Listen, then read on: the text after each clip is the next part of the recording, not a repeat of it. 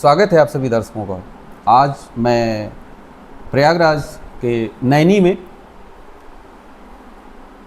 Hemvati Nandan भागुड़ा degree college में हूँ, जहाँ की आज वार्षिकोत्सव मनाया जा रहा था और तमाम बच्चे आए थे, जिसमें से कई प्रतिभावान बच्चे जिनके अंदर टैलेंट था, उन्होंने अपनी प्रतिभा के दम पर जो परचम लहराए।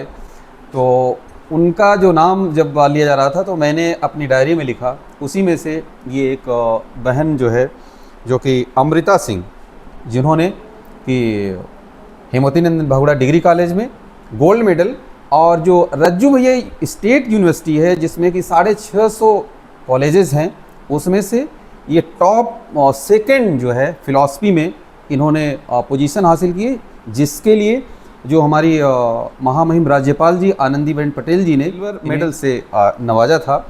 तो ये जो है, अब हम ये जो इनकी जर्नी रही है सिल्वर मेडल की और गोल्ड मेडल दोनों के बारे में आपका बहुत बहुत स्वागत है। धन्यवाद जी। तो ये बताइए अमृता कि ये जो है आपकी जर्नी, जो देखिए 650 स्कूल और कॉलेजेस बहुत बड़ी बात होती है। जी। किसी बच्चे को क्लास में सेकंड पोजीशन लानी हो, सेक्शन में सेकंड पोजीशन लानी हो, तो उसको जो है कड़ी मेहनत करनी पड़ती है, उसके पसीने छूटते हैं, तमाम दिमागी मेहनत करनी पड़ती है। तो सबसे पहले ये बताइए कि आप हाई स्कूल में आपके कितने नंबर? मेरे 76% थे हाई स्कूल में। यूपी बोर्ड से? यूपी बोर्ड से थी। फिर इंटर में मेरे 92.6% थे, वो भी यूपी बोर्ड था जी। उसके बाद फिर मैंने इंटर के बाद इंजीनियरिंग की मेरे पापा के कारण। फिर मेरे इंजीनियरिंग पापा के कारण? जी हाँ। कैसे? एक्चुअली मेरे पापा चाहते थे कि उनकी कोई बच्चा जो है इंजीनियरिंग करे, तो मैंने पापा का सपना पूरा। पापा का मोटिवेशन था या दबाव था? नहीं, दबाव तो बिल्कुल नहीं था, मोटिवेशन था। और मेरे पापा का हर सपना मेरे लिए पत्थर की लकीर है, इसलिए मैं से हर कीमत पे पूरा करती हूँ। अच्छा। तो मेरे पापा ने कहा कि हमारे घर का कोई बच्चा इंजीनियरिंग करे, तो फिर ये जिम्मेदारी मैंने ले ली और मैंने इंजीनियरिंग किया, और जिसमें मेरे 79.2% थे जी। और फिर उसके बाद फिर इंजीनियरिंग के बाद ये हुआ, मेरा शुरू से ही मतलब बचपन से ही स्पिरिचुअलिटी में बहुत इंटरेस्ट था। मैं पूजा पाठ बहुत करती थी, और इसकी वजह से क्या होता था कि मेरे मन में सवाल बहुत आते थे, तो मैं बहुत सारे क्वेश्चन पूछती थी। अब ऐसा है कि मैं, बहुत सारे लोग सोचेंगे कि मैं पूजा पाठ करती थी तो मैं अंधविश्वासी हूँ, पर ऐसा नहीं है। मैं बहुत तार्किक भी थी, बहुत ज़्यादा क्वेश्चन पूछती थी, और मेरे क्वेश्चन का कोई अंत ही नहीं रहता था। लेकिन क्या होता था ना, मेरे साथ प्रॉब्लम ये थी कि मेरे घर में कोई फिलॉसफी का था नहीं, तो सारे क्वेश्चन पूछती किससे थी? मम्मी से अपने। मेरी मम्मी कुछ क्वेश्चन के आंसर तो देती थी, कुछ टाइम के बाद मेरी मम्मी मुझे डांटने लगती थी और कह देती थी कि हमें नहीं पता है, अपने क्वेश्चन के आंसर खुद ढूंढो, हमसे मत पूछो, हमें परेशान मत करो। अच्छा। तो हमने फिर अपने मन में, तो बचपन में जब मम्मी इस तरह से बोलती थी, तो फिर मैंने भी एक दिन अपने मन में सोचा कि एक दिन ऐसा आएगा जब हम अपने क्वेश्चन के आंसर खुद ढूंढेंगे। फिर उसके बाद फिर इंजीनियरिंग के बाद क्या हुआ कि कोरोना ये आ बात गया। फिर से दोहराइए कि एक दिन ऐसा आएगा जब मैं अपने सवाल का आंसर मैं खुद ढूंढ लूंगी। जी हाँ। मेरी मम्मी जब मुझे डांटती थी तो इससे मुझे थोड़ी निराशा तो होती थी, पर कभी डीमोटिवेशन फील नहीं हुआ, क्योंकि वो मेरी माँ है और जो भी कहेंगे मेरे अच्छे के लिए कहेंगे। उनकी ये बात भी मेरे लिए एक मोटिवेशन ही बन गई थी, जब उन्होंने कहा कि अपने क्वेश्चन के आंसर खुद ढूंढो। तो मैंने भी एक दिन मैंने भी ये प्रण कर दिया कि पढ़ाई खत्म, जब मेरी इंटर का एजुकेशन खत्म हो जाएगा, तब फिर मैं एक दिन ऐसा जरूर आएगा जब मैं अपने क्वेश्चन के आंसर खुद ढूंढना स्टार्ट करूँगी। तब फिर उसके बाद मैंने सोचा कि जब मेरे पापा ने कहा कि इंजीनियरिंग करना है, तो मैंने कर लिया इंजीनियरिंग। लेकिन इंजीनियरिंग करने के बाद मेरा प्लेसमेंट हुआ, लेकिन मैंने नौकरी छोड़ दी, मैंने नहीं किया उसे। अच्छा, क्या नौकरी करती थी? मैंने नौकरी किया ही नहीं, मैंने प्लेसमेंट दिया ही नहीं एक्चुअली। अच्छा, हाँ। जी हाँ। मेरा SCL में लखनऊ में मेरा प्लेसमेंट हुआ था। अच्छा। तो मैंने क्या किया, मैंने इसे छोड़ दिया, क्योंकि मुझे अपने क्वेश्चंस के आंसर जानने थे। जी हाँ। अच्छा। जी हाँ, यानी तार्किक जो लॉजिकल माइंड जो चल रही थी। जी हाँ, मुझे अपने क्वेश्चन के आंसर जानने थे, और साथ ही साथ मुझे UPSC की प्रिपरेशन करनी थी। अच्छा। तो मैंने इन दोनों के कारण ही उस प्लेसमेंट को छोड़ दिया, और मैंने ये सोचा कि मैं UPSC की प्रिपरेशन भी करूँगी, और साथ ही साथ यही अच्छा मौका है कि मैं अपने सारे क्वेश्चन के आंसर भी ढूंढूं, यही अच्छा मौका है। तो फिर मैंने क्या किया, मैंने यहाँ पर भी थोड़ा सा दिमाग लगाया कि मुझे क्या करना चाहिए कि एक साथ दोनों काम हो जाए।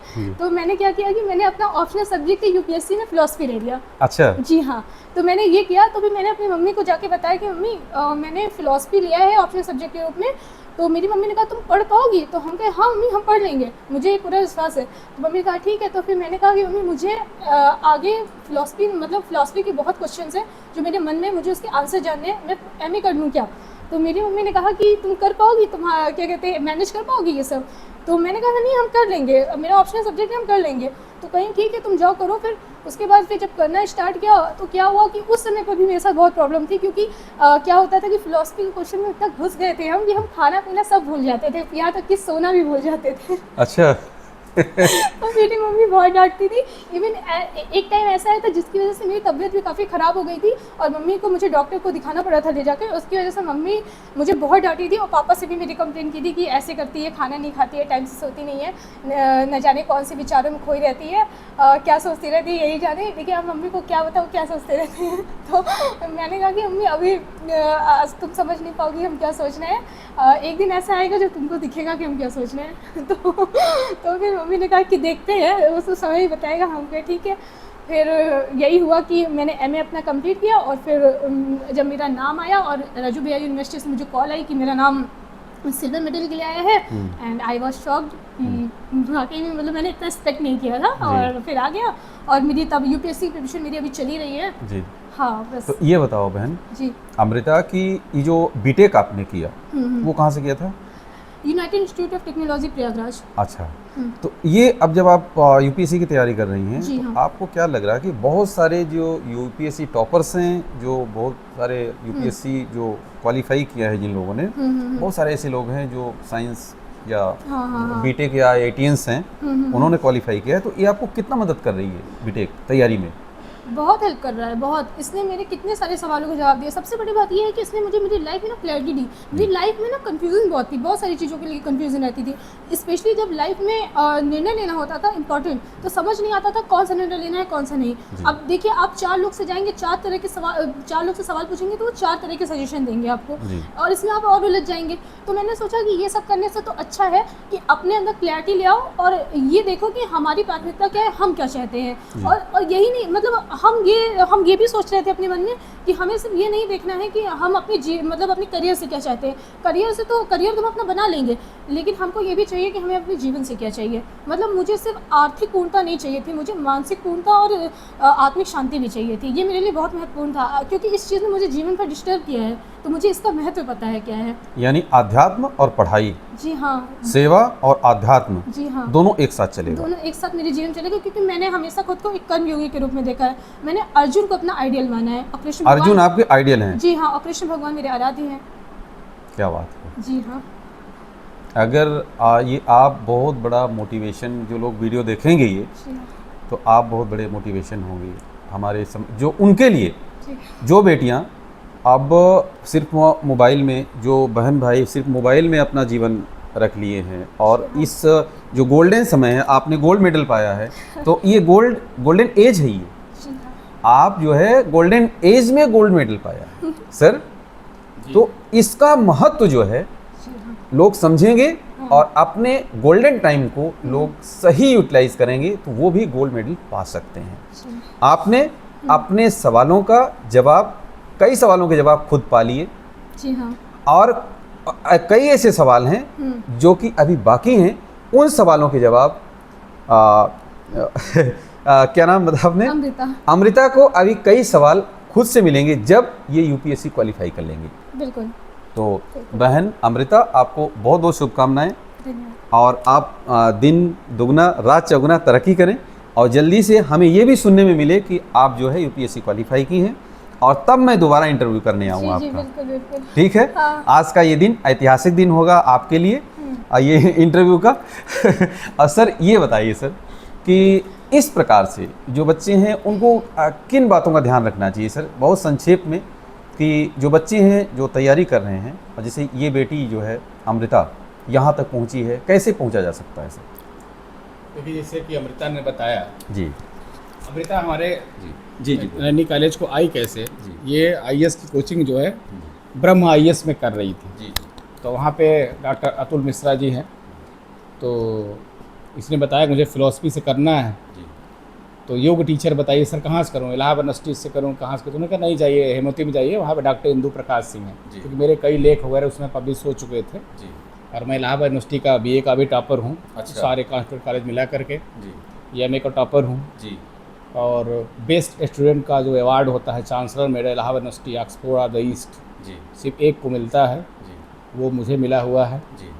मैं ये प्रीवियस में भी नेट क्वालिफाई कर गया था जी। जब अपेयरिंग नहीं होता था। फिर मैं JRF हूँ ICPR भारत सरकार से। जी सर।